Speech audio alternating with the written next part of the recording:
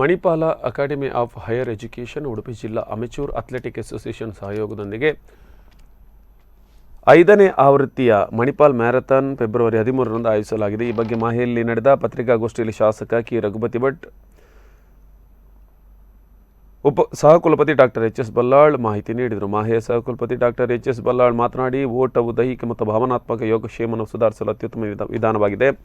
ಇದು ನಿಮ್ಮ ಆರೋಗ್ಯದ ಪ್ರತಿಯೊಂದು ಭಾಗಕ್ಕೂ ಪ್ರಯೋಜನವನ್ನು ನೀಡುತ್ತೆ, ಒತ್ತಡವನ್ನು ನಿವಾರಿಸುತ್ತೆ ಮತ್ತು ನಿಮ್ಮ ಮನಸ್ಥಿತಿ ಮತ್ತು ಆನಂದವನ್ನು ಹೆಚ್ಚಿಸುತ್ತೆ. ಎಲ್ಲ ಕೋವಿಡ್ ನಿಯಮಗಳನ್ನು ಗಮನದಲ್ಲಿಟ್ಟುಕೊಂಡು 2022ರಲ್ಲಿ ನಮ್ಮ ಪರಂಪರೆಯ ಮಣಿಪಾಲ್ ಮ್ಯಾರಥಾನ್ ಅನ್ನು ಮರಳಿ ತರಲು ನಾವು ಉತ್ಸುಕರಾಗಿದ್ದೇವೆ ಎಂದರು.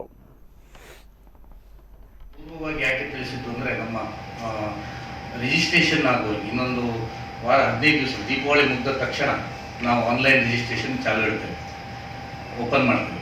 ಆಗ ಇದೆಲ್ಲವನ್ನು ಆನ್ಲೈನಲ್ಲಿ ರಿಜಿಸ್ಟ್ರೇಷನ್ ಕಲ್ಸಕ್ಕೆ ಅದನ್ನೇ ಮಾಡಿದ್ದಾರೆ.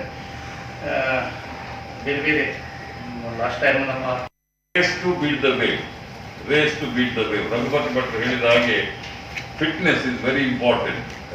ನಮ್ಮ ಮಾಯನ್ಸ್ we give lot of importance for physical fitness. That's the reason we have all facilities, both indoor and outdoor facilities for our children to use.